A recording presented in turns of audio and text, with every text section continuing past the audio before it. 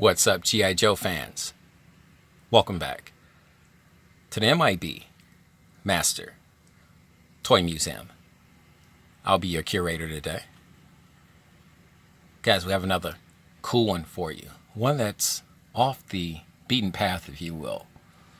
All the way from 2001, we bring you the G.I. Joe Double Duty Operation Mountain Eye. Double the missions. And this was a concept. Let's bring this guy in. This was a concept that Hasbro came up with in the early 2000s to try to reel the younger demographic back in and try to reconnect with the younger demographic as far as making G.I. Joe playability factor bigger, more exciting. So Hasbro's thinking process, because at this stage, around 2000, 2001, PlayStation, Xbox, these video game systems could do it all. And the younger demographic was at this stage definitely immersed with the video game genre. I mean, they were just Hasbro knew this, that they were losing a lot of customers, a lot of the fan base, especially the younger fan base, to these video game systems. It was the new wave, and playing with action figures, kids just, there wasn't much connection anymore. So Hasbro wanted to kind of recreate G.I. Joe and give him another identity. We saw G.I. Joe as a military. We saw him as an adventurer. Now we wanted to have G.I. Joe doing double missions, being able to pull off 2 to 3 type of missions with double the equipment, double the outfits and uniforms, making G.I. Joe just more exciting, if that even is possible, because I'm a G.I. Joe fan, and to kind of see the at this stage what Hasbro was doing with G.I. Joe, it was like, oh, I don't know if that's going to work. This particular carded figure, let's put him back up here. It's a beautiful figure. It was not intended for the collector, but because I'm such a huge fan of G.I. Joe, I absolutely had to have everything that was G.I. Joe, every 12-inch action figure that was out during that time period. I had to add to my collection, and this was no different. So Hasbro wasn't going to lose me per se, but they also weren't targeting me as a collector. They were targeting the younger generation, the younger demographic. And this was, to me, was a great idea in theory to make G.I. Joe. He's got some of these weapons are spring activated. You can flip-flop his uniform, his outfit, as you see here.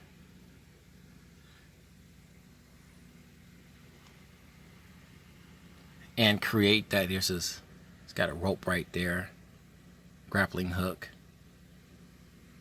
beautiful weapons. And this was a mashup of some sorts. Hasbro took a lot of old equipment that was used on different G.I. Joe lines and different G.I. Joe play sets, and they just kind of mashed it all up together.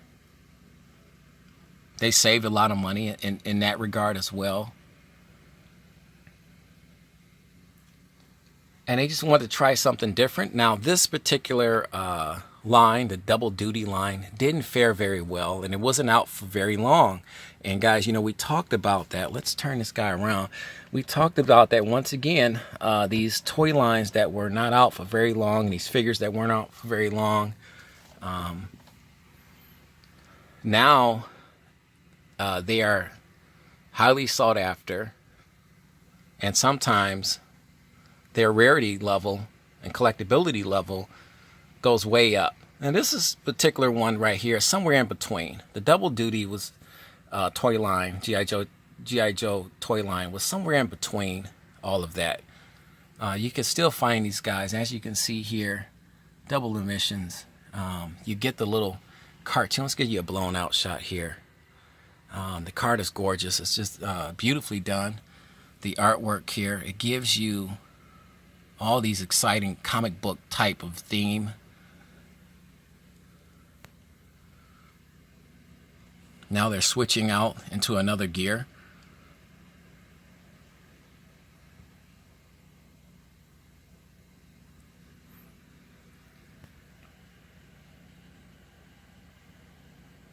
Coming up on the base there.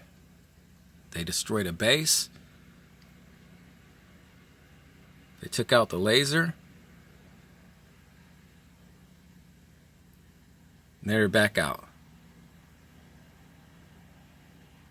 No challenge. No challenge is too great for the double duty team. Let's get you a year. 2001. This was just a fantastic concept that never truly was able to take off and captivate the younger demographic. Because at this point, Hasbro had fully understood that their bread and butter, let's bring him back down, their bread and butter was always going to be the collector at this stage. 2000, 2001, Hasbro's bread and butter with G.I. Joe was the collector. That was their primary consumer at the time. They would take different shots to see if they could engage the younger demographic and get them interested in G.I. Joe. But it was the collectors, G.I. Joe collectors, the 12-inch 1/6 scale collectors, enthusiast, that was going to always be there for Hasbro and these other 12-inch 1/6 scale companies. And Hasbro knew that. Guys, what do you think of our G.I. Joe double duty Mountain Eye action figure? Are you looking for this guy? Once again, you can find this guy fairly easy. Cotswold Collectibles is always my first choice, and if I'm looking for a G.I. Joe I simply don't have, or I would like in a excellent condition, this is a factory sealed museum example. I purchased this back in 2001 from Toys R Us. So Cotswold Collectibles is your best bet.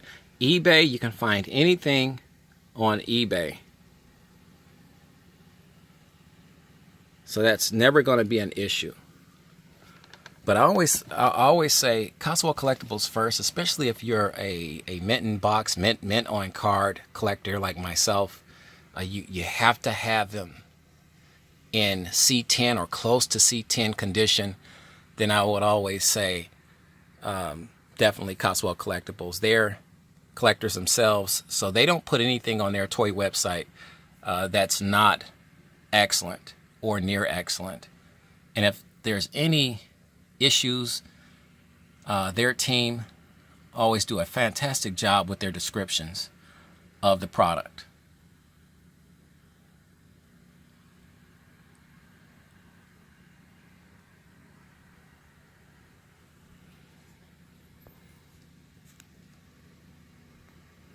But as a museum, it's my job to go out as a curator to find figures that people have never heard of or vaguely heard of, and add these beautiful artifacts to our museum collection. And this particular toy line right here, the G.I. Joe Double Duty line, was no exception. We wanted to, because I'm such a huge fan of G.I. Joe, like I said, I wanted to have everything G.I. Joe, especially on a 12-inch 1/6 scale size.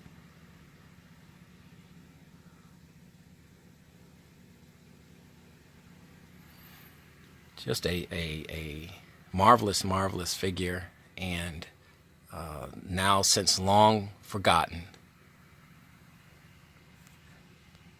You would probably be hard-pressed to find too many just everyday, run-of-the-mill action figure collectors that would be able to tell you about the G.I. Joe Double Duty line.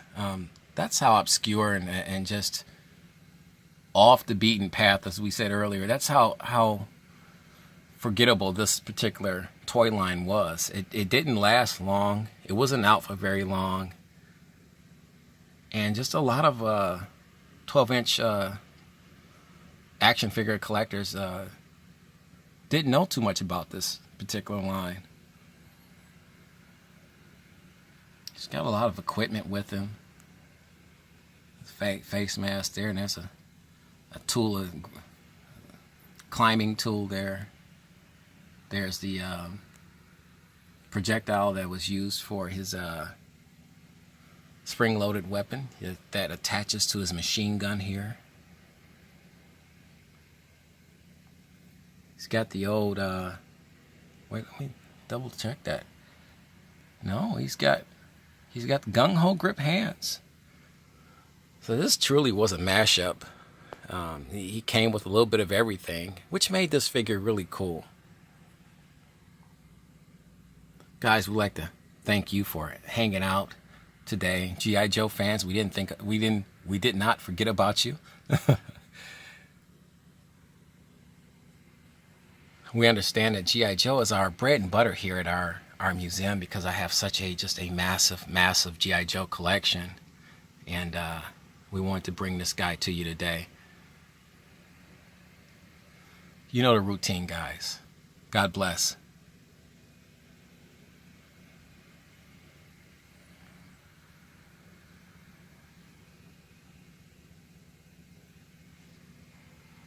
And keep collecting.